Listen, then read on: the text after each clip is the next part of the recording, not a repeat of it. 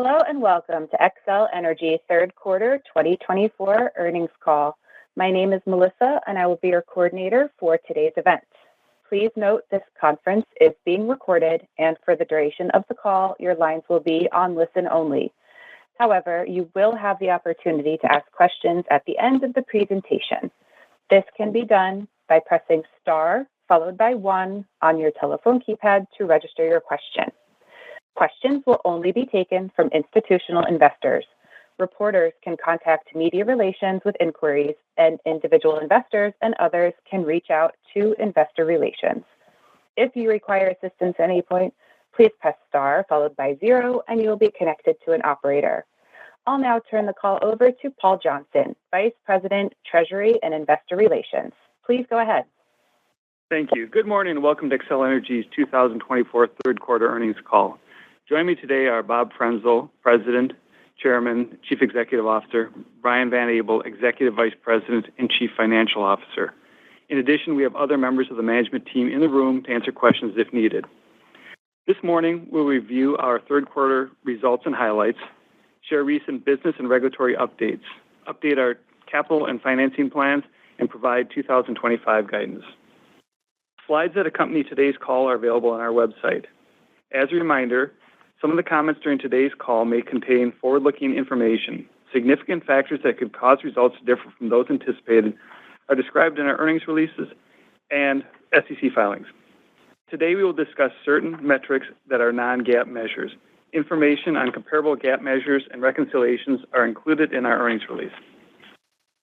In the third quarter of 2024, the Minnesota Commission disallowed $46 million of replacement power costs associated with the extended outage at our Sherco plant in 2011. As a result, we recorded a charge of $35 million or 4 cents in the third quarter, which was in addition to an $11 million or 2 cent charge that was accrued in the second quarter of 24 related to that matter. Given the non-recurring nature of these items, both charges have been excluded from third quarter and year-to-date earnings. As a result, our GAAP earnings for the third quarter of 24 were $1.21 per share, while our ongoing earnings, which exclude this charge, were $1.25 per share. All further discussion in our earnings call today will focus on ongoing earnings. For more information on this, please see the disclosure in our earnings release. I'll now turn the call over to Bob. Thank you, Paul. Good morning, everyone, and thank you for joining us today. I'm pleased to report that we delivered another quarter of solid operational and financial progress. We continue to deploy capital for the benefit of our customers and communities, and we enable a future powered by cleaner fuels and a more resilient and intelligent grid. We partner with stakeholders to encourage economic development, and we provide products and services capable of meeting our customers' most important needs. In the most recent quarter, we invested $2 billion in resilient and reliable energy infrastructure. We delivered ongoing earnings of $1.25 per share for our owners. We provided industry-leading storm response and strong customer reliability despite challenging conditions. We accelerated our wildfire risk reduction measures to enable safer and more resilient communities. XL Energy's commitment to our communities and investors is anchored by our core investment thesis as a clean energy leader. For more than 2 decades, we've been a leading provider of wind energy, and with our filed resource plans, we expect to stay in that position. We've delivered on our earnings guidance for 19 straight years, one of the best records in the industry, and looking to make it 20 this year. We have a long-term and transparent growth plan, making investments in clean generation, new and enhanced energy grids, and economic development programs to support our community's vitality. We've deepened our commitment to serve and support customer needs efficiently. For example, since 2020, our continuous improvement programs have saved almost $500 million in O&M expense while improving operating outcomes and reducing risk. In addition, we've kept our O&M costs significantly below the rate of inflation over the last 10 years. And our Steel for Fuel strategy has delivered more than $4 billion in customer fuel-related savings since 2017. Finally, this discipline, alongside supportive state and federal policies, enable us to reduce emissions and keep residential electric and natural gas bills 28 and 14% below the industry average, and growth well under the rate of inflation. We're 16 cents ahead of 2023 year-to-date earnings, and as a result, we are reaffirming our 2024 guidance of $3.50 to $3.60 per share, and we are initiating our 2025 earnings guidance range of $3.75 to $3.85 per share. And today, we're introducing our updated 5-year, $45 billion capital investment plan, which centers on 4 key areas. Clean energy, which continues investment in generation that provides customers with a secure and clean energy future while helping our states and our customers meet their ambitious policy goals. Customer electrification, which helps customers electrify their transportation needs, transitioning homes and businesses away from fossil fuel heating and converting fossil fuel loads to clean electric-powered loads. New load growth, which expands our electric system to support customers' surging demand and requirements over the next decade and beyond. And safety and reliability, which modernizes and hardens our system to ensure continued safe operations and address increasing risks from severe weather. There's a lot of focus across our industry and country regarding data centers. XCel Energy has nearly 9,000 megawatts of opportunities in our customer pipeline before 2030. The scale of this pipeline gives us the ability to thoughtfully negotiate agreements that deliver the energy and capacity needed to important new customers in the region while protecting XCel Energy and its customers and ensuring lasting relationships with our data center customers. Ensures that new data center load that's brought onto our system benefits all customers. It drives load growth to our increasingly decarbonized energy system, generates economic growth and vitality in our communities, and delivers on the national imperative to support a domestic data center industry. As a result of these guiding principles, we anticipate we will secure contracts with about 25% of this pipeline in the 5-year forecast period. We also expect these opportunities to continue to grow, and the need extends well past the next decade. We've previously signed data center agreements with Meta and QTS and completed land sales with entities including Microsoft to support new facilities. In October, a new data center customer completed a land acquisition in our service territory, and we're in the final stages of signing service contracts with that party. Turning to the supply side of the equation, we continued progress during the quarter on our clean energy transition through multiple resource planning and RFP processes. We reached a settlement in our Upper Midwest Resource Plan, and as part of that settlement, 720 megawatts of company-owned natural gas CTs and battery investments were selected. In addition, the agreement reflects the need for an incremental 4,200 megawatts of wind, solar, and storage, a portion of which is included in existing RFP solicitations. The settlement's pending a decision by the Minnesota Commission, which is expected in the first quarter of 2025. In October, we made a new energy resource filing in Colorado called the Just Transition Solicitation. Our projections indicate the need for up to 14,000 megawatts of new generation to meet the phase out of our coal plants, to accommodate increasing demand from data centers, and to achieve state and customer emissions goals. We anticipate a decision on that filing in fall of 2025, with RFPs to be issued in early 2026. And we're working on our solicitation in SPS, which could ultimately yield more than 5,000 megawatts of renewable and firm dispatchable generation. Bids are due in January of next year, and we expect commission approvals in 2026. Protecting our customers from the threats of extreme weather also remains a top priority. In August, severe thunderstorms brought heavy rain, hail, and winds of over 60 miles an hour to customers in Minnesota and Wisconsin. XCel Energy employees and contractors safely and promptly restored power to over 250,000 customers who lost service during those storms. We're thankful for the dedication of our employees and contractors that ensure that our communities continue to have safe and reliable service that they expect from XCel Energy. In addition, we'd like to thank our crews who've worked tirelessly to provide mutual aid assistance to other utilities to support recovery and restoration efforts from the devastating hurricanes Helene and Milton. And regarding wildfire risk reduction, we continue to make progress on our accelerated wildfire mitigation efforts, as well as our Colorado Wildfire Mitigation Plan filing. In the fourth quarter, we anticipate filing our Texas Resiliency Plan, which will include wildfire mitigation in the Southwest. Finally, turning to a tradition that I'm very proud, during the third quarter, nearly 2,200 volunteers from XCEL Energy in our communities took action to support nonprofit organizations during our 14th annual Day of Service. Volunteers dedicated almost 8,000 hours to support 125 projects for nonprofits across our 8 states.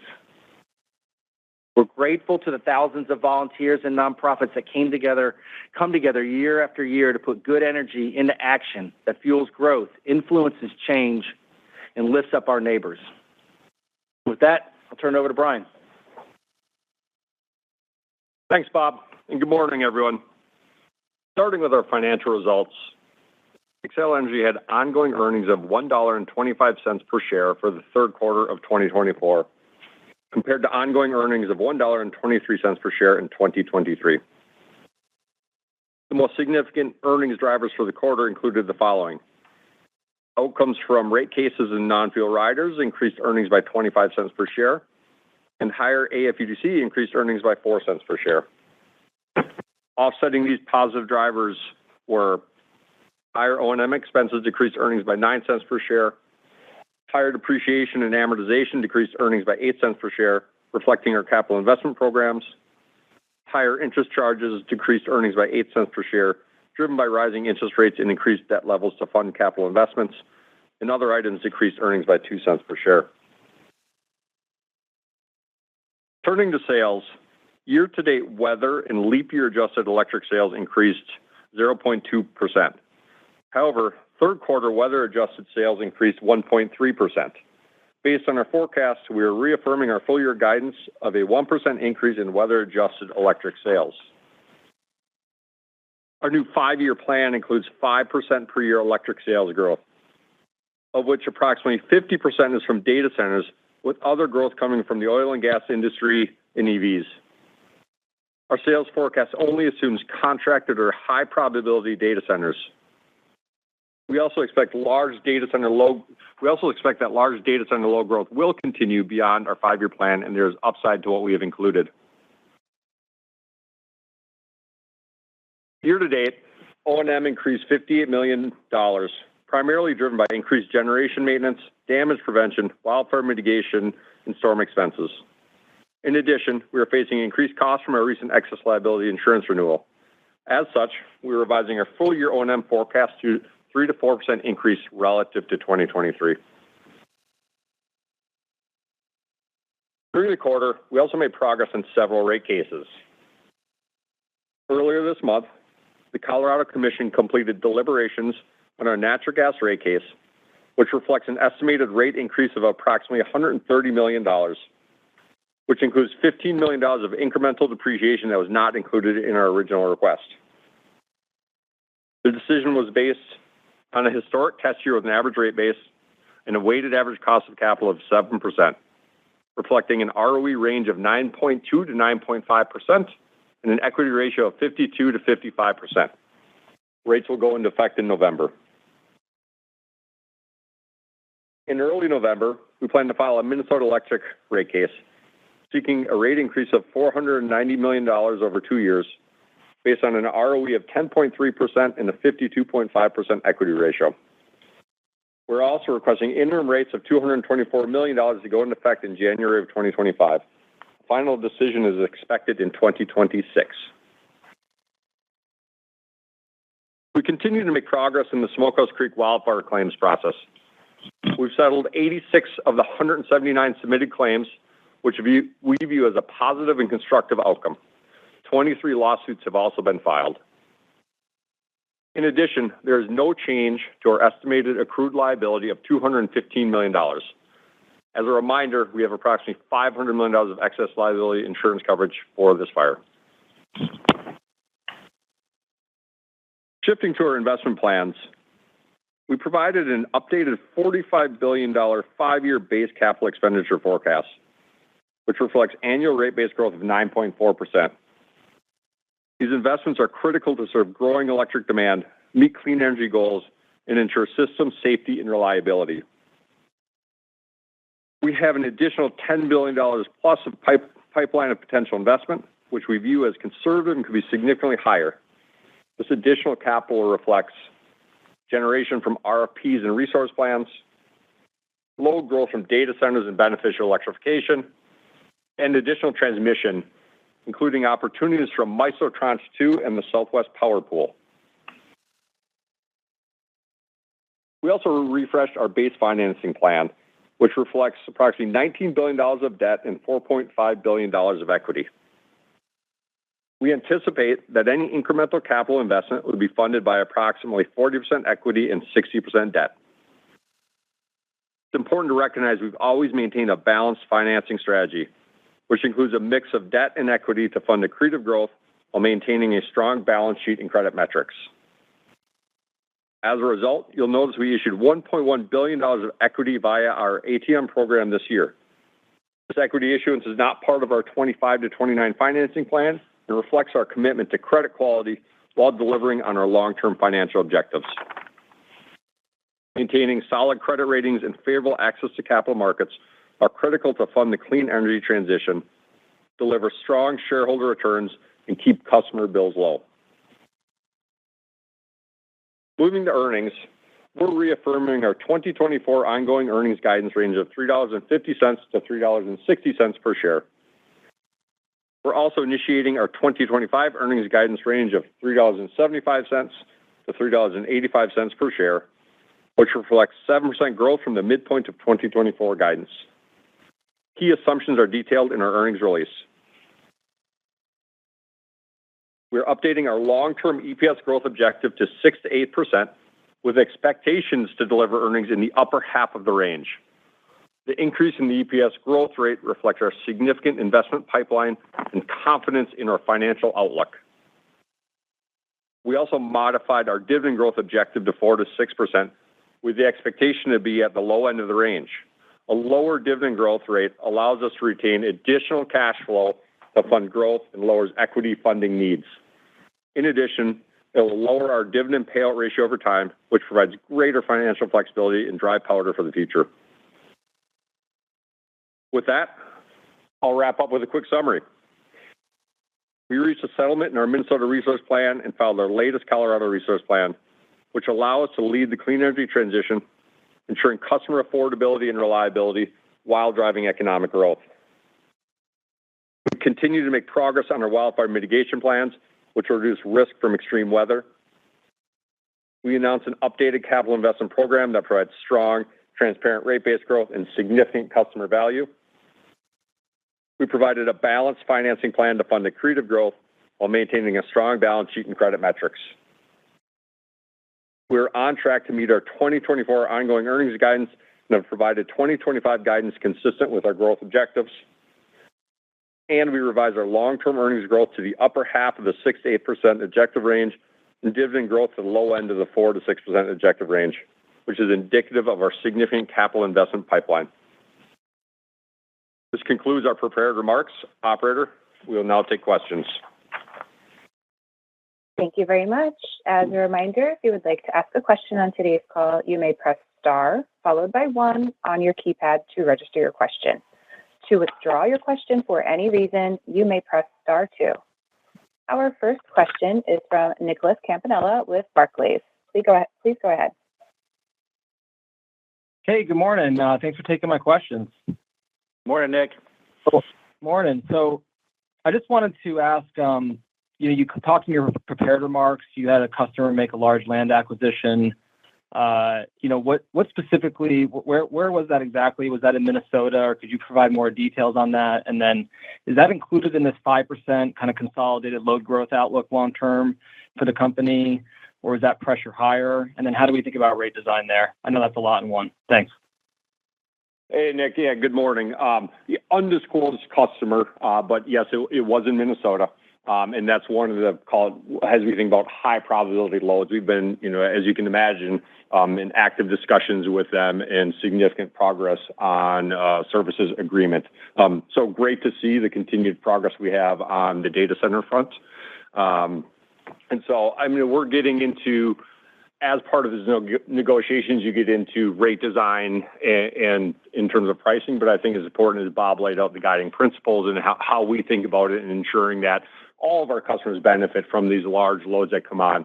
So it helps drive economic growth for our state, but also benefits all of our customers.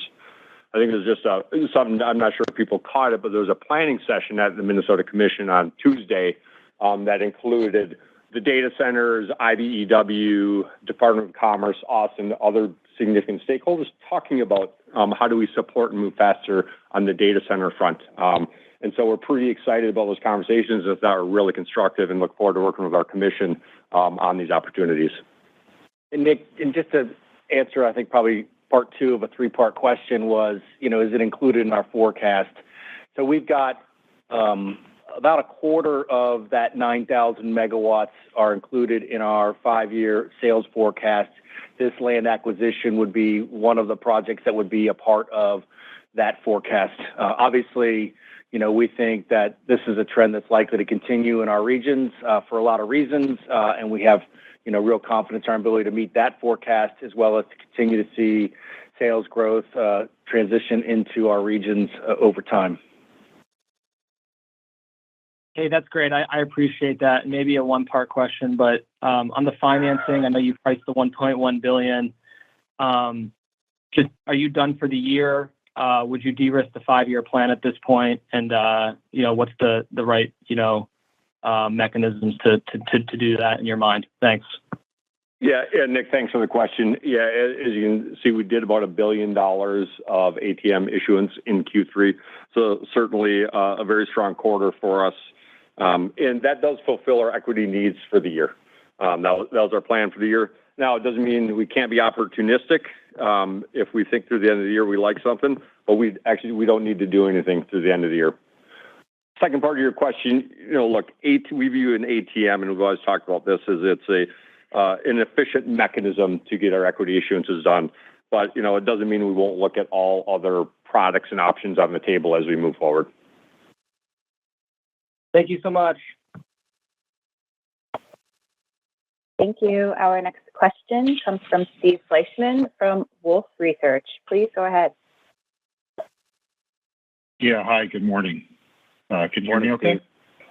Yeah, we can hear you great. Good. So just wanted to reconcile the CapEx increase with the equity, because I think CapEx went up about $6 billion, but equity only went up $500 million. So it's kind of a lot less than that 40-60. So is that because you pre-funded some with this $1 billion? Is that because cash flows just getting better, or just how should we think about that? Yeah. Hey, Steve, a couple things, and thanks for the question. One, you're right. Generally we guide investors to a 40%, 60% mix. Part of that is, we do get a little bit of benefit as we lower the dividend growth rate that I talked about. That helps a little bit in the 5-year, but also gives us more dry powder longer term. But it's really about kind of the cash flow and the timing of the capital. And if you look at how we design it, when we put together that slider on the credit metrics, our credit metrics are very stable. But generally still going forward, we expect that 40-60 mix, but we were able to be a little bit flexible here and not have as much equity as we needed as we rolled forward with our 5-year. Okay, great. That's helpful. And then totally separate question, just, knock on wood, we're getting hopefully near the end of wildfire season if it ever ends. And, we haven't seen anything happen. So maybe you could just talk to the actions that you've taken on wildfire mitigation, how you feel they're working, what else you might do. And then related, could you just clarify the insurance amount, and are you including deferral of that in your guidance, or are you assuming you have to expense it in 25? Or That'd be helpful. Yeah, great questions. Appreciate it. I've said before, I'm very proud of the activities and the accomplishments that the company has executed to protect our customers and our communities, since the March timeframe. I think we've really built a lot of muscle around our wildfire protection mechanisms.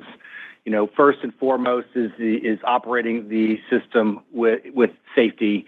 And so our capabilities in both enhanced power line safety settings and our abilities to execute PSPS is first and foremost in our minds of what helps protect our customers and communities in that process. I think we built a lot of muscle and capability there.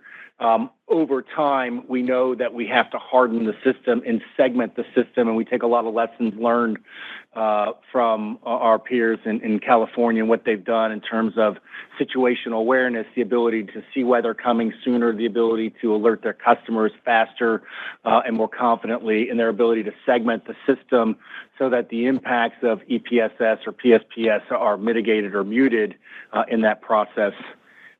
We've been working on the intelligence side of that. We've installed AI cameras. We're starting to look at weather stations and starting to incorporate other data feeds in this time frame. And again, huge benefits from being a fast follower here to what other people have plowed ground on and learnings that they've had over a decade of dealing with this kind of risk. And then on the regulatory side, obviously we're moving forward with our wildfire plan in Colorado and a system resiliency plan in Texas. All of those will help us do accelerated pole inspections, accelerated replacements of anything that we see out there, more aggressive vegetation management. So I think we've done a lot to protect the system in the short term, and I think our actions as we go forward are going to be very much focused on how we mitigate the impacts on our customers over the long term and making sure that we have a resilient and safe system into the future. Hey, Steve, I'll handle that second part of the question around just insurance deferrals. We completed our insurance renewal this month. Premiums were significantly higher, as we kind of alluded to in Q2. We saw premiums triple on us. The capacity did shrink some. So we have a regulatory deferral docket in front of the Colorado Commission where they have set an expedited schedule to get decision by the end of the year. And we're in discussions with our peer utilities and staff in Texas around the industry issue around increasing excess liability premiums. So we do include constructive regulatory outcomes in our 2025 guidance, and that is included getting recovery of our deferrals and constructive cost recovery around our wildfire mitigation plans. This is an overall part of our constructive regulatory outcomes for 25. Okay, thank you. Thank you. Our next question comes from Carly Davenport from Goldman Sachs. Please go ahead. Hey, good morning. Thanks for taking the questions and for all the updates. Maybe just to start on the new capital plan, I guess, how should we think about the kind of $6 billion capital increase relative to the 40 basis points increase in the rate base CAGR? Is that just a function of base effects rolling forward the plan in other years, or anything else that we should be keeping in mind there? No, Carly, you're exactly right. It's just a function of rolling forward and having a bigger base as we roll forward to the next 5 years. So that's all it is, a function of. Nothing else going on. Got it. Okay, great. And then maybe to follow up just on the 5% new load growth forecast, you mentioned in the slides that being sort of back-end loaded due to the timing of data center load coming in. So is there any other granularity you can provide in terms of sort of when you expect to see that more significant inflection in load and any sense of the magnitude there? Yeah, Carly, I think, if you look at our 2025 guidance, our sales guidance is 3% for 25 and expected to go up to 5 to 8% in the years after that, in really peaking in 2028 as we see it. And that's really driven by, like I said, kind of a combination, which is what we view as great to have the diversity. Half of that sales growth of the 5% is coming from data centers, but we also have significant growth in the oil and gas region in SPS out of the Permian Basin. And we're starting to see the effects of beneficial electrification around EVs and other BE in Colorado that helps driving kind of the other part of that growth. So I think we see kind of more kind of middle to back end weighted, but also having this diversity in growth is helpful in the overall plan. Great. Thanks so much for the color. Thank you. Our next question is from Jeremy Tonet with JP Morgan. Please go ahead. Hi, good morning. Hey, good morning, Jeremy. And happy Halloween. Thank you for all the details that you provided on the call today. Just wanted to come back to kind of high-level thought process here. Historically, you've stuck to the conservative 5 to 7% EPS CAGR with a plus more recently, but noted that there's all these array of new opportunities as you talked about. And so just wanted to get, I guess, your thought process on moving it to 6 to 8% CAGR at this point. And it sounds like you're still at the high end there. So just wanted to kind of walk through that a little bit more if possible. Yeah. Hey, Jeremy. Good morning. I think you think about it in two. I think about it in two ways. It's one, if you just look at our base plan, the majority of that capital is investing in our wires business. Right, we're focused on that kind of safety and resiliency in our wires business, and that base plan drives 9.4% rate base growth. But then it's all about the additional steel in the ground related to the projects we need to deliver on retiring our coal plants, as Bob talked about, and executing on 5+% electric growth. So we view that as a tremendous opportunity. Bob talked about our resource plans in flight. When you add all those up, there's between 15,000 and nearly 30,000 megawatts of generation we need to add to our system to serve our customers over the call through 2030. So a huge opportunity. And I think the other part is we've demonstrated through the RFP process recently that we can be extremely competitive in these generation procurement processes, that we have a top-tier internal regulated development team that can bring projects that are very competitively priced. And so we expect to build and own, I would say, at least $10 billion of those pipeline projects. And that's why we're sitting here very confident about not only the next 5 years, but longer term executing at that upper half of the range and potentially going above it. Got it. That's very helpful there. So with that last comment, potentially going above it, I thought it might be too early to ask there, but I just wanted to dive in a little bit more. I think you talked about 3 buckets that feed into the incremental CapEx opportunity. Can you lay out, I guess, over the next 12 months, what some of the milestones could be and kind of what it would take to move more of that into plan? Yeah, so let's hit the first ones that are more near term. MISO Tranche 2.1, which we should get a decision by the end of the year. Then we'll need to go through the regulatory approval processes, but that's roughly about $2 billion of transmission opportunities. We got the SPP ITP that was just approved by the board this month. That's another about $2 billion of projects that we expect to be awarded to us because they're reliability-driven projects, meaning that the need is within a few years. So those are kind of the transmission buckets. The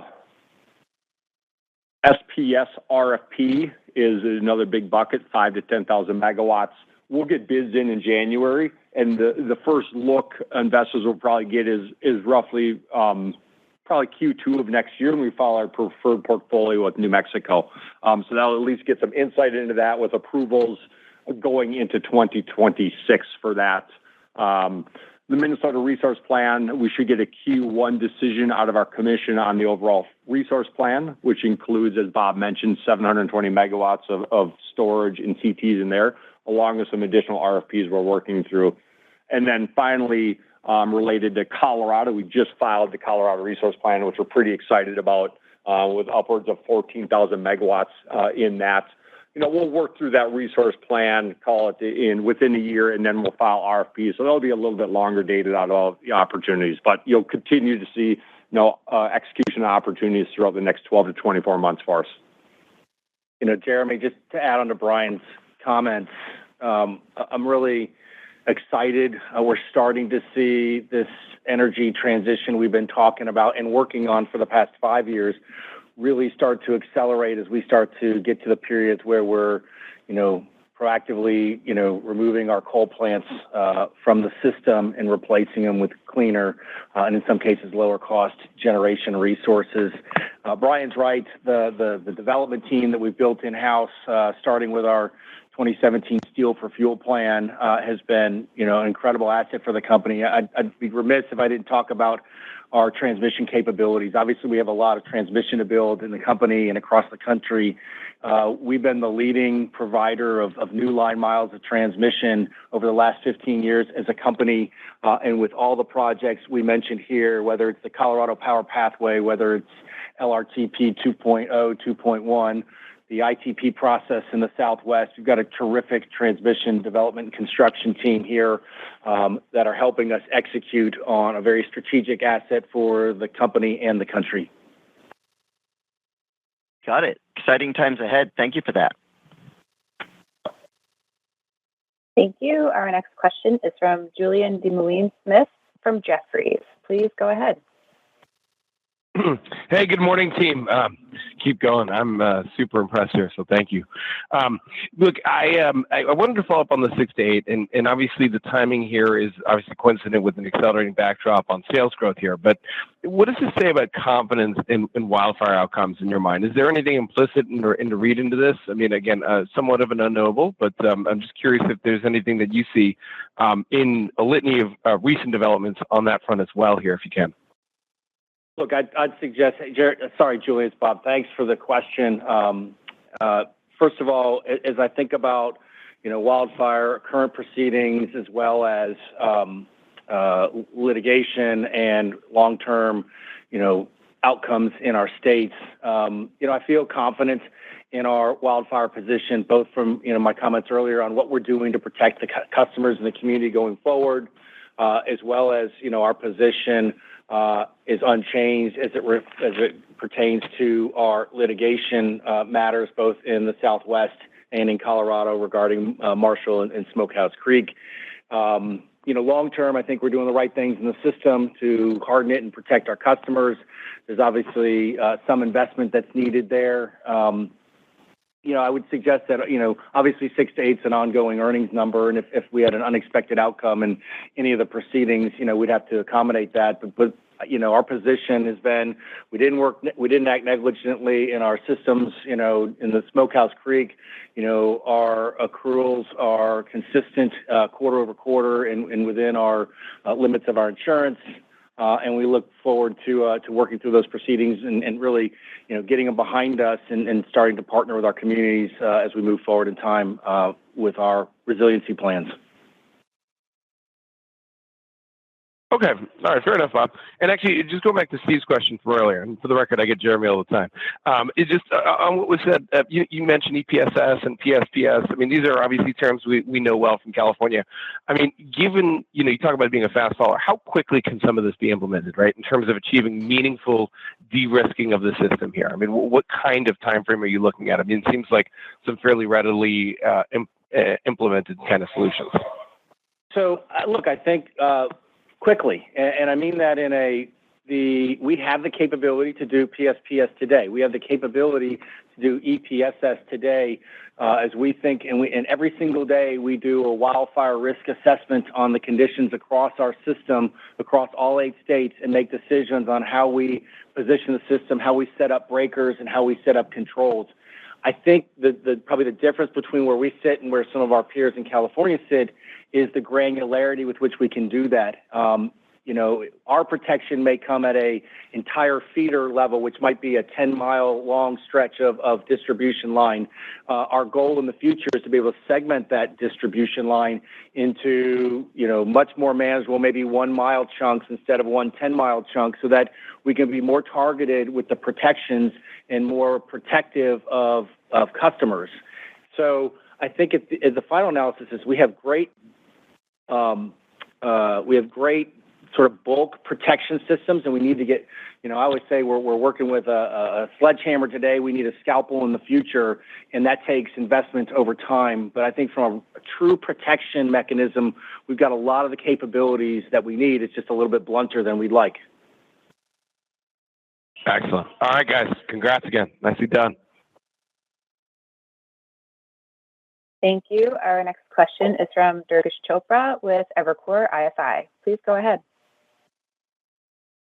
Hey, team. Good morning. Thank you for taking my questions. Just maybe on the good to see the equity out of the way for this year, strong quarter, Brian, like you mentioned.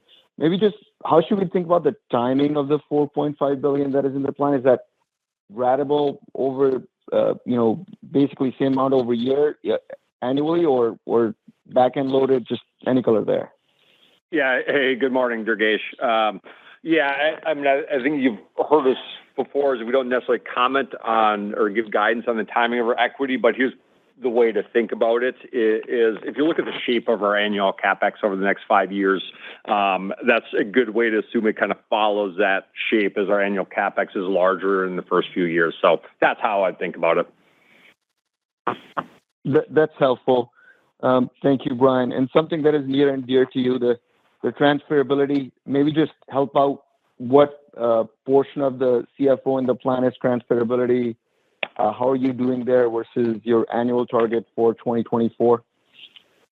Yeah, we've executed all of our credit sales for 2024, working on 2025, significant demand, and really it's kind of in and out, right? In terms of seeing, we give the customer with the offset in revenue, and then we just pick it up on the tax line. So from a cash flow perspective, in and out. We've had many discussions about this. I think I view us as leaders in this, in terms of the opportunities, also working with the large buyers of this. It's helpful to have, we have 17 Fortune 500 companies in our backyard here that we know extremely well. And so we're not only looking at 25, but also longer term deals and getting the pricing we expected. So I think overall, we expect we'll be monetizing $700+ million of credits annually going forward. And the market's there, and it's been a great tool to have. Thanks, Brian. How much do you do this year? Can you just remind us quickly? Roughly $400 to $500 million. Thanks so much. Congrats. Thank you. Thank you. Our next question is from Ross Fowler from Bank of America. Please go ahead. Morning, Ross. Morning. So just a couple of things. Maybe winding back to the Marshall Fire a little bit. We saw the judge's order on September 30th on the 25 trial. So obviously, now we're talking a different level of multiplier from that, and we sort of bucketed it in two pieces from what I can tell. So is there any reduction or settlement of claims related to that, or how do we think about the calendar from here, given that order is out? Okay. Hey, Ross, it's Bob. Let me try and address what I think your question is. First of all, in Marshall, let's start with, we don't think we acted negligently. We know that the fire was started, on the 12 Tribes property. The first ignition occurred there. We don't believe we acted negligently in the operation of our system, and we dispute the sheriff's report that we caused the second ignition.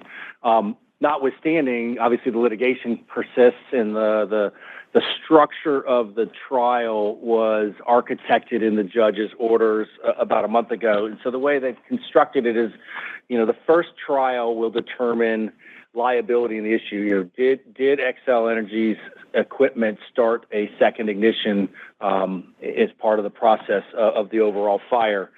We'll use a second trial if necessary to determine damages, and then each individual claimant is going to have to prove up their own damages, and we're not going to have sort of a blanket claim or a blanket number applied to, any challenges. So, we think that the trial structure was constructive from the judge's perspective. So that's what happened in September. I'm not certain if I answered your question or not. Yeah, and I think the other part is just that in terms of I think you're asking a little bit about the multiplier effect, where the actual jury would have to hear each award damages and can have a multiplier across all plaintiffs.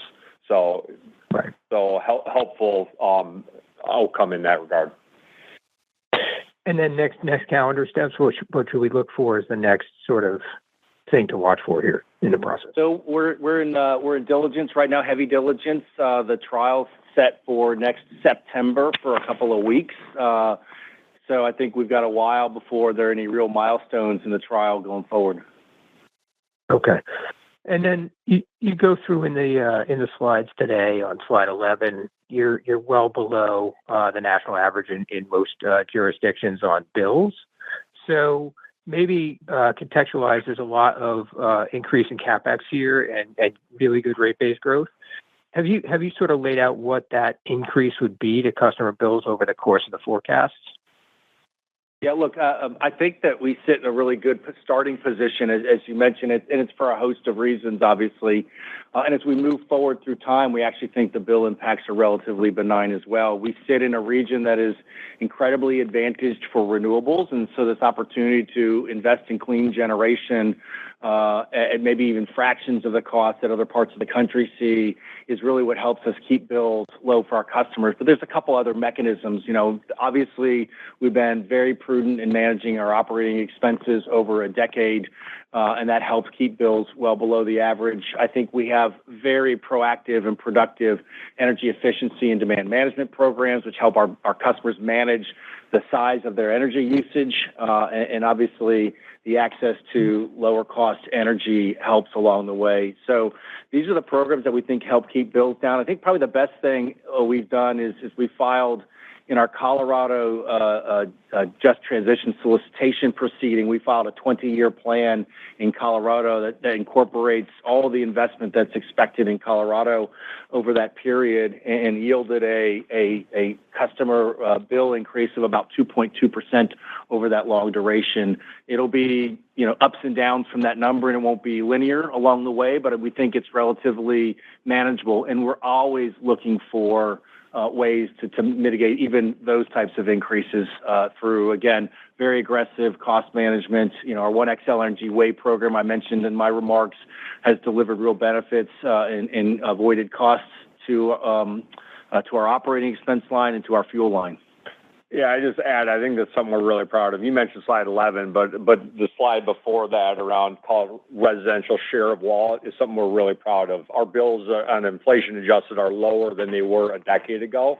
And then if you look at our two biggest jurisdictions, Colorado's second lowest in the country in share of wallet, Minnesota's fifth lowest in the country in share of wallet. So we're starting from a really good place too as we think about a significant investment cycle. So appreciate the question on that. Thanks, Brian. Thanks, Bob. Great update today. Thank you. Our next question comes from Sophie Karp from KeyBank. Please go ahead. Hi. Good morning, everyone. Congrats on a great update all around here. So a couple of questions for me.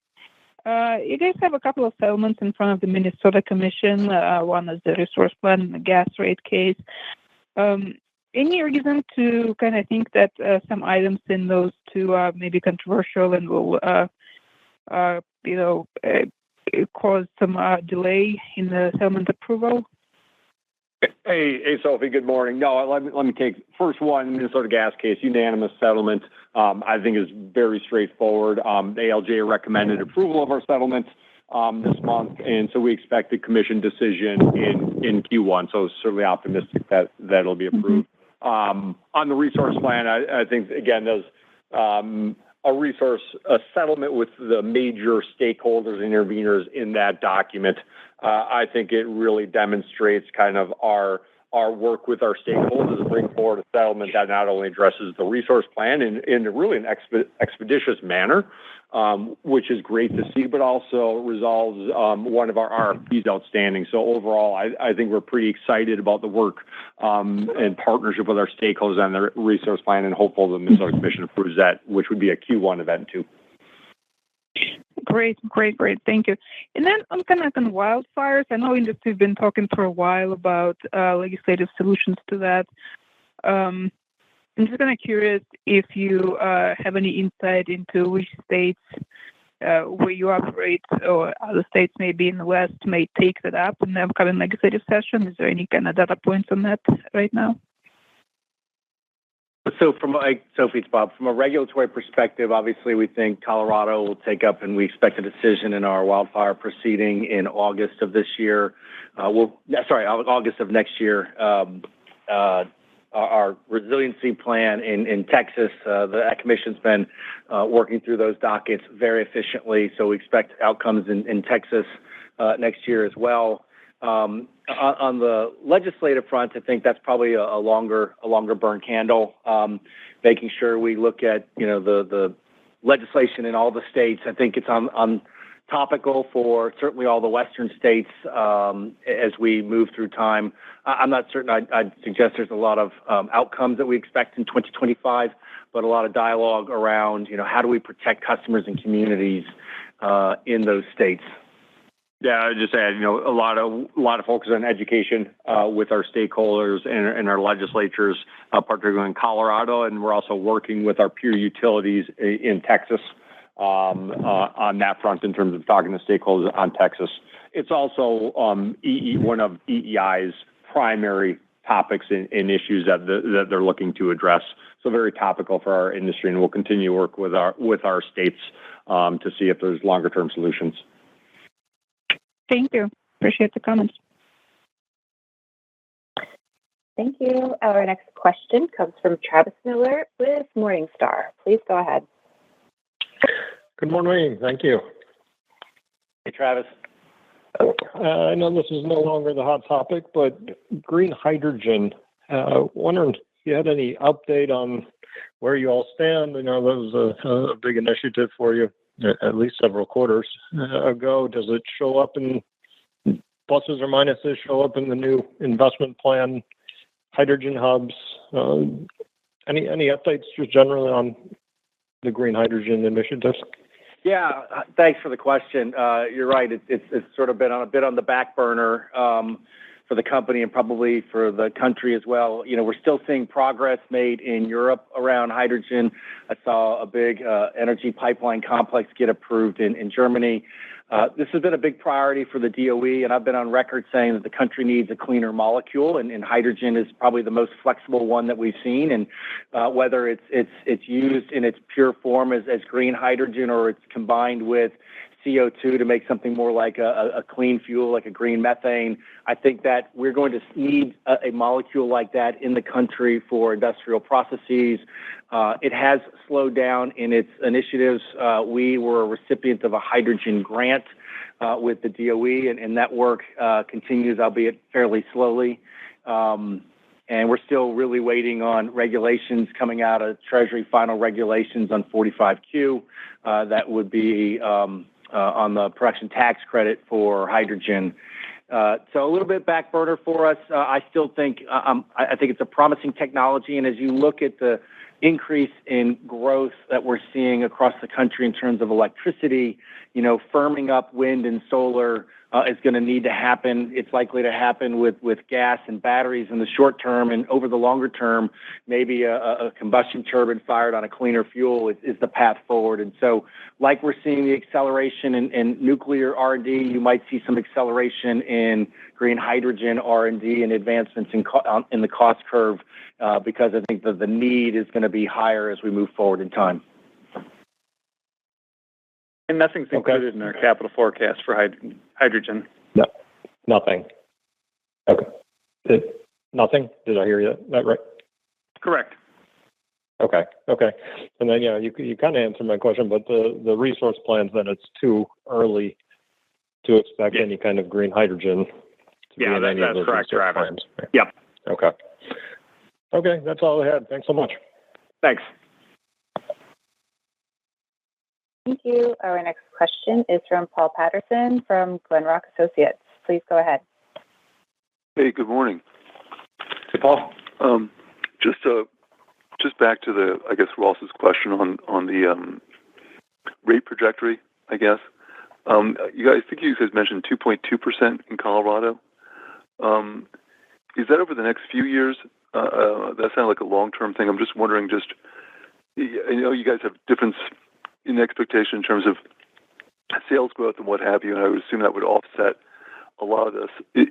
Over the next few years, is that kind of the area we should be thinking about? Just roughly, obviously it's going to vary, but is that kind of roughly what we should be expecting around your service territories in the next 3 years or so, just in that neighborhood? Hey, Paul, this is Brian. Yeah, what Bob was mentioning was in our Colorado resource plan, we filed a longer-term rate trajectory that encompasses all of our expected investments over, it was a 5, 10, 15, and 20-year period. Bob was mentioning the 20-year numbers with you had 2.2% rate growth over that time period, so right in line with inflation, and that included rate-based growth of 9%, so significant investment, and that was the retail sales growth of roughly 5% for the time frame helped offset that, which is really the point is this large loads can help provide customer headroom and bill headroom for all of their customers. A good piece of analysis that we included in our Colorado resource plan. I think over the next 5 years, look, it's going to vary by jurisdiction. Over the next 5 years, we're roughly seeing about a 3% bill impact, which we think is very manageable and longer term opportunity, as we showed in the Colorado resource plan, to have kind of customer bill headroom created from the significant growth we're seeing across different industries. Okay, and then just on slide 9 and the sort of the potential there on data centers. Could you just remind me what that means? These customer requests, and I guess sort of the cadence that we might see in terms of. I mean, just there's a huge delta between the two. If you could just sort of elaborate a little bit more on that. Sure. Think of that as our pipeline of requests, requests that we've actually taken from our economic development team. But then how we get down to the high probability load is what Bob talked a little bit about is the publicly announced projects with signed agreements, whether they've acquired land or purchased from us and we're close to signing maybe in the next 12 months. So that's kind of how we bring that down to that 2.6% growth that we include on that slide. But what this also demonstrates is if a high probability load doesn't come to fruition, there's a significant pipeline behind it. So not only do we think that's conservative, but we also see this growth extending beyond 2029. We just give you a 5-year sales growth number, and we expect that to continue to build in our opportunity where we're focused on is continuing to help serve these data center customers in the long term. Awesome. Thanks so much, Paul. That's the sort of the very specific company answer. I think what you're seeing though is obviously big demand across the country. And we know there's double counting in a lot of people's, inbound requests as these large loads come looking for, transmission and generation service. But it highlights a different need, which is we as a country, we as an industry need to be accelerating our ability to develop both transmission and generation to serve, the load that we think is on the come. And, on the face of it, it's a meaningful load. It's a little more concentrated. If you divide it across the entire country, it seems manageable. As you get into very specific load pockets, it comes with, a lot of need and a lot of speed that's needed. And so we think about a pace and a scale of both investment to meet this need as a company and as a country, and partnerships with our stakeholders and local communities, regulators, legislators coming together to make sure that we can solve this opportunity for the country as we see it. And as you mentioned, rising tide lifts all ships. If we have a higher load factor on our system, that brings the per unit cost down for everybody. And so today, if the country has a load factor in the 40 to 50% with, high load factor customers like these, with EVs charging at night, with other, high intensive energy loads, I think that is an opportunity for us to mitigate cost increases across the entire country as we transition both our transmission and generation footprint for the next generation. I'm excited about it. I really am. It's an opportunity that we're going to have to step into very quickly and in partnership with a lot of people and some new people at the table. But I'm excited about all of it. Awesome. Appreciate it. Thank you. Thank you very much. As we have no further questions in the queue, I would like to turn it back over to CFO Brian Van Abel for any closing remarks. Yeah, thank you all for participating in our earnings call this morning. please contact our investor relations team with any follow-up questions. Thank you very much. That concludes today's conference. You may now disconnect.